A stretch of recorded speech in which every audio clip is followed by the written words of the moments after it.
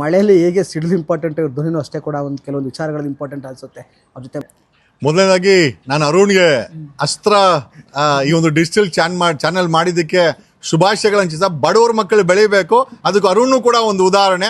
And coming prime minister post ಅನ್ನ ಒಬ್ಬನಿಗೆ ಸೀಮಿತ ಮಾಡಿದೀವಿ. ಈ ದೇಶದ ಆಡಳಿತವನ್ನ ಒಂದು ರಾಜಕೀಯ ಪಕ್ಷಕ್ಕೆ ಕೊಟ್ಟಿದ್ದೀವಿ. ಅದೇನೋ ಒಂದು ವ್ಯಾಲಿಡ್ ರೀಸನ್ ಅಂತ ಹೇಳ್ಕೊಂತಾರಲ್ಲ, ಖಂಡಿತ ಅದಲ್ಲ. ಅದು ಪ್ರಜಾಪ್ರಭುತ್ವ ಅಲ್ಲ. ದೇಶದಲ್ಲಿ 12 ವರ್ಷದಲ್ಲಿ ಯಾವ ಕೆಲಸನ ಒಬ್ಬ ರಾಹುಲ್ ಗಾಂಧಿ, ಒಬ್ಬ ಅರವಿಂದ್ ಕೇಜ್ರಿವಾಲ, ಒಬ್ಬ ಉದ್ಧವ್ ಠಾಕ್ರೆ, ಒಬ್ಬ ಮಾಜಿ ತಮಿಳುನಾಡು ಮುಖ್ಯಮಂತ್ರಿ ಇದ್ರಲ್ಲ DMK ಪಕ್ಷದ ಯಾರು ಮಾಡಕ್ಕಾಗಿಲ್ಲೋ ಈ ಹುಡುಗರು ಇವತ್ತಿನ ಯುವ ಜನತೆ ಮಾಡಿದೆ. ದೇವ್ರನೇದು ಇವ್ರ ಪಾಡಿಗೆ ಇವ್ರು ಪ್ರೊಟೆಸ್ಟ್ ಮಾಡ್ತಾ ಇದ್ದಾರೆ. ಫ್ರಾನ್ಸ್ಗೆ ಹೋಗೋದು, ಆಸ್ಟ್ರೇಲಿಯಾಗೆ ಹೋಗೋದು ಅಲ್ರಿ.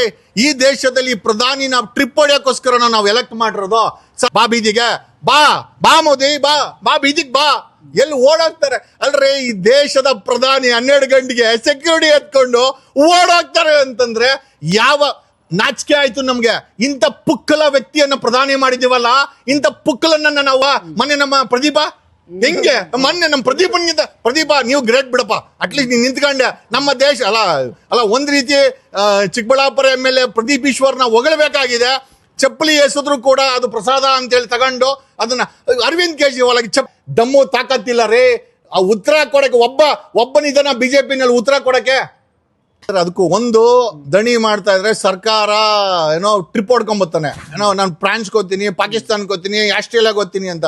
ಅಲ್ಲ, ಒಂದು ಟ್ರಿಪ್ ಹೊಡಿಯೋ ಪ್ರಧಾನಿ ಈತ ದೇಶಕ್ಕೆ ಏನ್ ಮಾಡ್ತಾ ಇದ್ದಾನೆ? ಟ್ರಿಪ್ ಹೊಡ್ಕೊಂಬಂದು ಇಂಟಿಷ್ಟು ಯಾರು ಚೈನಾ ಎಂಬಸಿ ಜೊತೆ ಒಂದು ಫೋಟೋ ಇಡಿಸ್ಕೊಂಡ್ರೆ ಅವನು ಚೈನಾ ಏಜೆಂಟು ಅಲ್ರಿ.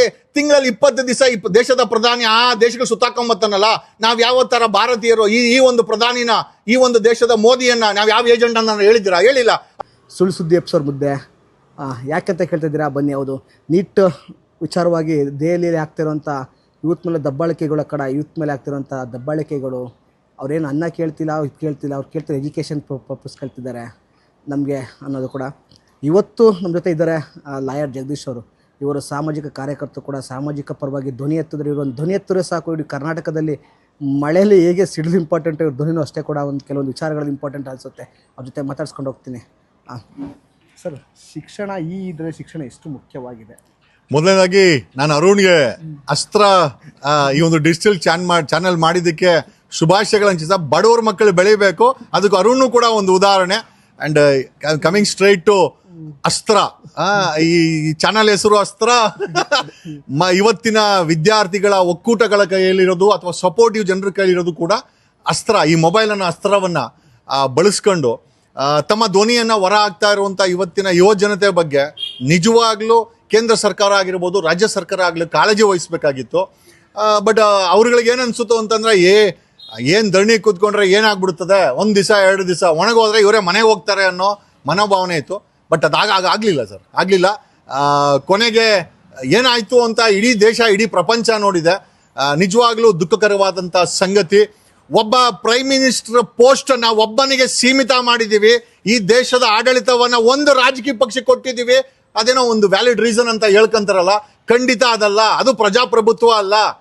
ಒಮ್ಮೆ ಬಂದಂತ ವ್ಯಕ್ತಿ ಇನ್ನೊಮ್ಮೆ ಅವನೇ ಆ ಜಾಗವನ್ನ ಬೇರೆಯವ್ರು ಬಿಟ್ಕೊಡ್ಬೇಕೇ ಹೊರತು ಆ ಚುನಾವಣೆಗೋಸ್ಕರ, ಅಧಿಕಾರಕ್ಕೋಸ್ಕರ. ನಾನು ಯಾರೋ ಒಂದು ಹೆಣ್ಮಗ್ಳು ಪೂರ್ಣಿಮಾ ಹೆಗಡೆ ಅಂತ ಒಂದು ವಿಡಿಯೋ ಮಾಡಾಕಿದ್ರು, ಟೀಚರ್ ಅಂತ ಅಮ್ಮ. ನಿಜವಾಗ್ಲೂ ಆ ವಿಡಿಯೋ ನೋಡಿದ್ರೆ ನಮ್ಗೆ ಕಣ್ಣಲ್ಲಿ ನೀರು ಬರ್ತದೆ. ಬಟ್ ಬದಲಾವಣೆಗೆ ರೆಡಿ ಇಲ್ಲ ಅಂತಂದ್ರೆ ಬದಲಾವಣೆ ಮಾಡಕ್ಕೆ ಹುಡುಗರು ರೆಡಿ ಇದ್ದಾರೆ ಇವಾಗ. ಯಾಕಂದರೆ ಸರ್, ತಂದೆ ತಾಯಿ ಮಕ್ಕಳಾಗಿರ್ಬೋದು, ನನ್ನ ಮಗ ಆಗೋಗ್ಲಿಗೂ ಕನ್ಸ್ಕೊಂಡು ಕಟ್ಕೊಂಡಿರ್ತಾರೆ. ಎಷ್ಟೋ ಯೂತ್ ಕೂಡ ನಿದ್ದೆಗೆಟ್ಟು, ಊಟ ಇಲ್ದೇ ಕೆಟ್ಟು ಎಜುಕೇಷನ್ ಮಾಡಿರ್ತಾರೆ. ನೀಟ್ ಎಕ್ಸಾಮ್ ಕೂಡ ಬರೆದಿರ್ತಾರೆ. ಎಷ್ಟೋ ಬಾರಿ ಪೇಪರ್ ಲೀಕ್ ಆಗ್ತಾನೆ ಹೋಗುತ್ತೆ. ಯಾವುದೇ ಸರ್ಕಾರ ಬರೀ ಯಾವುದೋ ಪರ ಈ ಒಂದು ಏನು ಕಾಕ್ರೋಚ್ ಜನತಾ ಪಾರ್ಟಿ ಆಗಿರುವಂಥ ಧ್ವನಿ ಎತ್ತು ನೀಟ್ ಎಕ್ಸಾಮ್ ಪರವಾಗಿ. ನೋಡಿ, ದೇಶದಲ್ಲಿ 12 ವರ್ಷದಲ್ಲಿ ಯಾವ ಕೆಲಸನ ಒಬ್ಬ ರಾಹುಲ್ ಗಾಂಧಿ, ಒಬ್ಬ ಅರವಿಂದ್ ಕೇಜ್ರಿವಾಲ, ಒಬ್ಬ ಉದ್ಧವ್ ಠಾಕ್ರೆ, ಒಬ್ಬ ಮಾಜಿ ತಮಿಳುನಾಡು ಮುಖ್ಯಮಂತ್ರಿ ಇದ್ರಲ್ಲ DMK ಪಕ್ಷದ ಯಾರು ಮಾಡಕ್ಕಾಗಿಲ್ಲೋ ಈ ಹುಡುಗರು ಇವತ್ತಿನ ಯುವ ಜನತೆ ಮಾಡಿದೆ. They are the most powerful. Modi ಅವರು ಒಂದು ರಾಂಗ್ ಜನರೇಷನ್ ಟಚ್ ಮಾಡಿದ್ದಾರೆ. ನಮ್ಮವರೆಗೂ ಓಕೆ, ಇನ್ನು ಮುಂದೆ ಜನರೇಷನ್ ಏನು ಇವ್ರನ್ನ ದೆಹಲಿ ಬೀದಿಗಳಲ್ಲಿ ವಿಡಿಯೋ ಮಾಡಿಕೊಂಡು ಎಕ್ಸ್ಪೋಸ್ ಮಾಡ್ತಾ ಇದಾರಲ್ಲ, ಇವ್ರನ್ನ ಟಚ್ ಮಾಡಿದ್ದು ಮೋದಿಯ ಮೊದಲ ತಪ್ಪು. ಎರಡನೇದು, ಇವ್ರ ಕೈಲಿ ಏನೂ ಆಗಲ್ಲ ಅಂತ ತಿಳ್ಕೊಂಡಿದ್ದು ಎರಡನೇ ತಪ್ಪು. ಮೂರನೇದು, ಇವ್ರ ಪಾಡಿಗೆ ಇವ್ರು ಪ್ರೊಟೆಸ್ಟ್ ಮಾಡ್ತಾ ಇದ್ದಾರೆ, ಫ್ರಾನ್ಸ್ಗೆ ಹೋಗೋದು, ಆಸ್ಟ್ರೇಲಿಯಾಗೆ ಹೋಗೋದು. ಅಲ್ರಿ, ಈ ದೇಶದಲ್ಲಿ ಪ್ರಧಾನಿ ನಾವು ಟ್ರಿಪ್ ಹೊಡೆಯೋಕ್ಕೋಸ್ಕರ ನಾವು ಎಲೆಕ್ಟ್ ಮಾಡಿರೋದು. ಸರ್ಕಾರ ಓಟ್ ಕೊಟ್ಟಿದ್ದೀವೋ ಅಥವಾ ಓಟ್ ತಗೊಂಡವರೋ ಗೊತ್ತಿಲ್ಲ ನಮ್ಗೆ. ಅಲ್ರಿ, ಒಬ್ಬ ದೇಶದ ಪ್ರಧಾನಿ ಚುನಾವಣೆ ಮಾಡೋದು, ಟ್ರಿಪ್ ಹೋಗೋದು, ಚುನಾವಣೆ ಮಾಡೋದು, ಟ್ರಿಪ್ ಹೋಗೋದು. ಅದಕ್ಕೆ ಇವತ್ತು ಗೆಣಸನ್ನ ಚೆನ್ನಾಗಿ ಬೇಯಿಸಿ ಮೋದಿಗೆ ತಿನ್ಸಕ್ಕೆ ರೆಡಿ ಮಾಡ್ಕೊಂಡಿದ್ದಾರೆ ಈ ಜನರೇಷನ್. ಖಂಡಿತವಾಗಿ ಇದು ಇವತ್ತು ಈ ಕರ್ನಾಟಕದ ಕಾಂಗ್ರೆಸ್ ಸರ್ಕಾರಕ್ಕಾಗಿರ್ಬೋದು ಅಥವಾ ದೆಹಲಿಯ ಬಿಜೆಪಿ ಸರ್ಕಾರಕ್ಕಾಗಿರ್ಬೋದು ಒಂದು ಎಚ್ಚರಿಕೆ ಗಂಟೆ. ಇನ್ನೊಂದು ವಿಚಾರ ಅಂದ್ರೆ ಸರ್, ಯೂತ್ಗೆ ಹೇಳ್ತಾ ಇದ್ರು ಪಕೋಡ ಮಾರಿ ಅನ್ನೋದು. ಓದಿದ್ರೆ ಎಷ್ಟು ಡಿಗ್ರಿ ತಗೊಂಡ್ರೆ ಡಿಗ್ರಿ ಸರ್ಟಿಫಿಕೇಟ್ ಪಕೋಡ ಮಾರಿ ಅಂತ ಹೇಳಿದ್ರು. ಇವತ್ತು ಪಕೋಡ ಮಾರಬೇಕಾ? ಇಷ್ಟು ಕಷ್ಟಪಟ್ಟು ಓದ್ಬಿಟ್ಟು ಇವತ್ತು ಪಕೋಡ ಮಾರಬೇಕಾ? ಕಷ್ಟಪಟ್ಟು ಓದಿ ಪೊಲೀಸರು ಲಾಠಿ ಎಟ್ ತಿನ್ಬೇಕಾ ಯೂತ್ಗಳು? ಫಸ್ಟ್ ಆಫ್ ಆಲ್ ಬಿಜೆಪಿಗೆ 12ನೇ ವರ್ಷ 3ನೇ ಟರ್ಮ್ ಓಟ್ ಹಾಕಿರೋದು ಪಕೋಡ ಮಾರಿ ಅಂತ ಹೇಳಕ್ಕಲ್ಲ. ಆ ಗೆಣಸ್ಕಿಳೋ ಕೆಲ್ಸಕ್ಕೆ ನಿಮ್ಗೆ ಯಾರಿಗೂ ಓಟ್ ಹಾಕಿಲ್ಲ.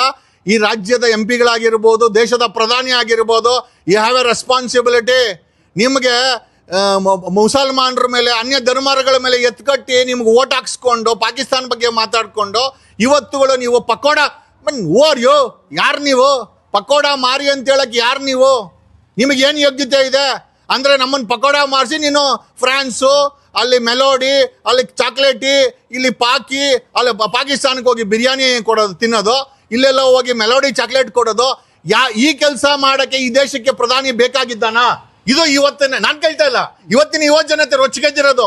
ಯಾವ ಏನೋ ಯುವ ಜನತೆಗೆ ದಿಕ್ಕು ತಪ್ಪಿಸಿ ಓಟ್ ಹಾಕ್ಸ್ಕೊಂಡು ಮೋದಿ ಬಿಜೆಪಿ ಬಂತೋ ಅದೇ ಯುವ ಜನತೆ ಬಾ ಬೀದಿಗೆ, ಬಾ ಮೋದಿ, ಬಾ ಬೀದಿಗೆ ಬಾ, ಎಲ್ಲಿ ಓಡಾಡ್ತಾರೆ. ಅಲ್ರಿ, ಈ ದೇಶದ ಪ್ರಧಾನಿ 12 ಗಂಟೆಗೆ ಸೆಕ್ಯೂರಿಟಿ ಎತ್ಕೊಂಡು ಓಡಾಡ್ತಾರೆ ಅಂತಂದ್ರೆ ಯಾವ ನಾಚಿಕೆ ಆಯ್ತು ನಮ್ಗೆ?